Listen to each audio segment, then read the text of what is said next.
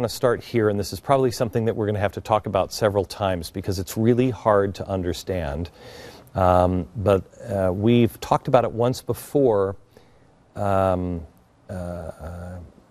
several months, but I think things have gotten significantly worse. And let me explain. Last January, Germany started asking if they could just come into the Federal Reserve and look at their stash of gold. This is the gold that the feds supposedly hold. And the Fed said no. Germany was like, I'm sorry, what? Well, not surprisingly, Germany announced soon after that they wanted their gold back because they weren't even allowed to see their gold. That got them a little nervous. They said, we want to repatriate our gold from the Fed. Bundesbank to bring gold home, plans to hold 50% of gold reserves in Frankfurt by 2020. So 300 tons are going to leave New York, 374 tons from Paris. That's cool. Why is that? Well, gold I'm not quite clear why. I bet you that's not a very big... It's German politics. Yeah, is that what it is? I mean, because they want to have it, right? They moved it out of Germany because of the Cold War, right? The threat the Russians would take it. It's just the same reason most of the gold is sitting in the basement of the New York Fed. In World War II, Europeans moved their gold over here to avoid the war, and now they're moving it back. And, you know, there's something tangible and visceral about exactly, Larry. gold, the German Federal Court of Auditors, which oversees the government's... This is the biggest bunch of bullcrap I've ever heard. Why does anybody watch these guys? I have no idea. The reason why they moved the gold over the United States is because we said we would be the gold standard. Yes, they wanted to move the gold over here for security reasons, etc., but we promised them that we would never go off the gold standard, and we didn't until the 1970s. Why do they want to move them over? Well, there's something to tangible gold. Well, no, not if you believe in this. What's the difference? But if you say, hey, can I get into that bank and see my money? And the bank says, no, I don't think so. Don't you say I want to take my money out of that bank and I'm going to store it someplace else? So the gold supposedly has been sitting in the vaults since the 1950s. And, you know, it shouldn't take any more than a little bit of swiffering before you send it back. But the Fed said that it's going to take until 2020 before they can return that gold. 7 years. Now, why would it take 7 years to dust something off and ship it out? I mean, we have FedEx. I know you're not going to send FedEx, but we have cargo planes.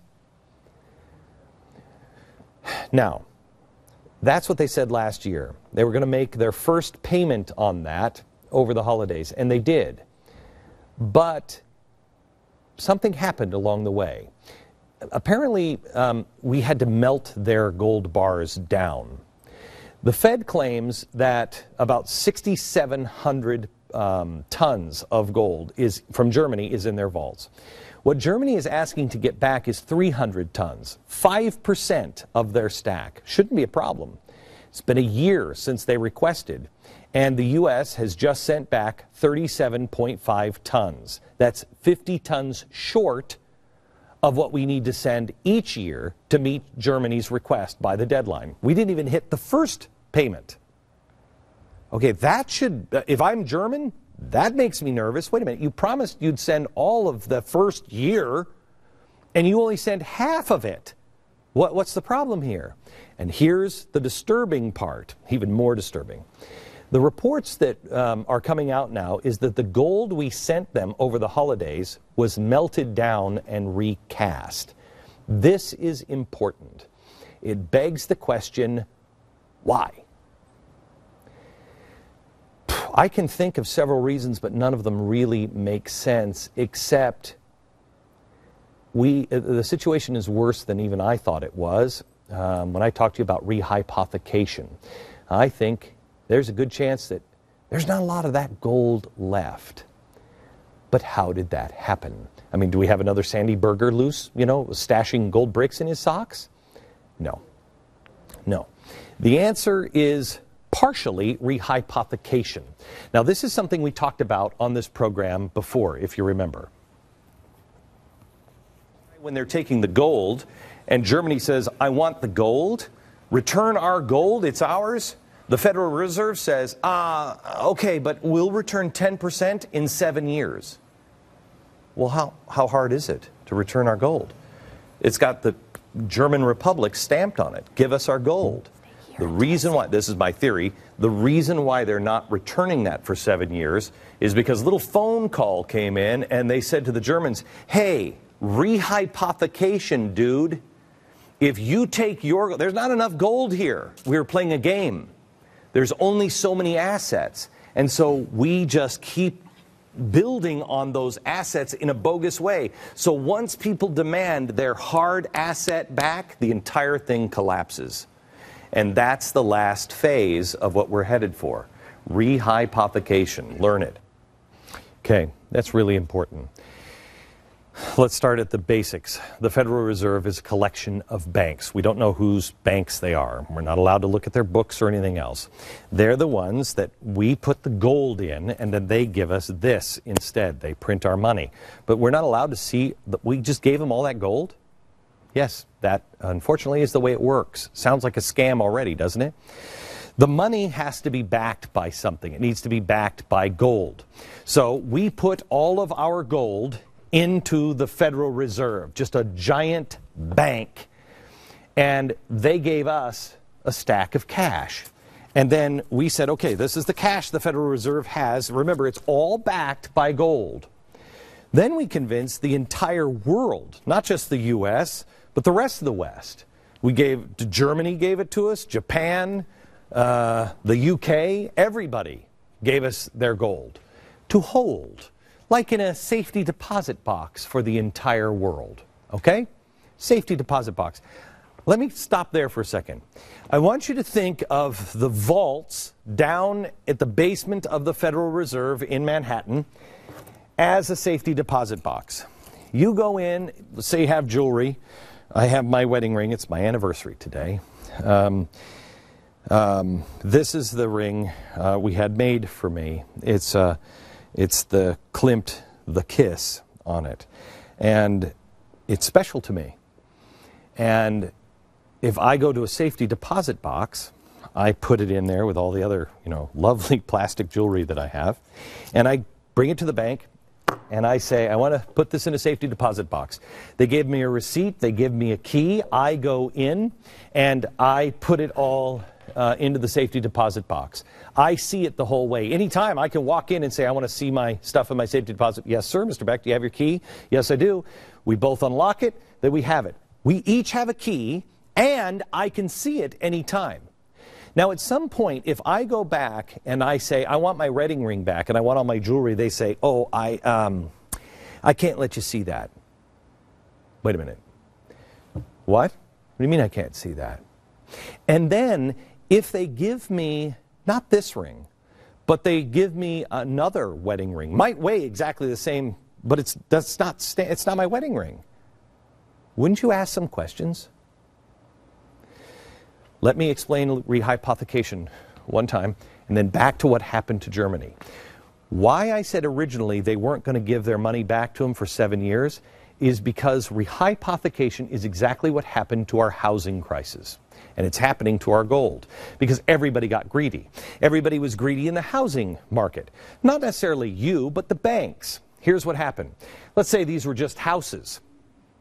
Jeremy here wanted to buy a house. I was a bank. I said, okay, I'm going to need your house as collateral. You continue to pay for that, but I'm holding that collateral. But then me as the bank, I need a loan. So I go over here to Germany and I say, hey, Germany, I have this house over here. If you'll just give me some money for this house, then we'll be square. But if I don't pay you, then you can take this house. Well, wait a minute. I can't really do that because then he becomes the owner of this house, but I'm the owner of this house as well. And then he says he needs some money, so he sells this same house to Japan and then to England. And we keep selling everything to each other over and over again. There's no real asset. If he defaults and doesn't pay me, I default. And because I default, he says, I'm going to default, and he says, give me the house. well, I'm sitting for the house. I need it from him. He needs it from me, but he needs it from him, and he needs it from him, and it goes back around. That doesn't work. This is what's happening with gold. I believe, rehypothecation, the West wanted a fat and sassy lifestyle that none of us could afford. So the Federal Reserve and the central banks all around the world sold our gold over and over and over again. We took our gold and we said, okay, we've already printed all that money for the United States. What the heck? Japan, how much do you need? We're going to take, and you're going to make a loan on this gold for Japan. And then Japan said, okay, Germany needs some money, and we'll give it on America's gold. And then England, it's happening over and over again. That's rehypothecation. That's a Ponzi scheme that I believe happened at the Federal Reserve, and it's starting to fall apart. Now picture this deal happening over and over and over again since 1950, hundreds and thousands of times. Subprime crisis, do you remember that? Imagine that crash on a global scale, and instead of houses, it's gold which backs all of our money, and gold that is not really owned by anyone. Our money becomes worthless.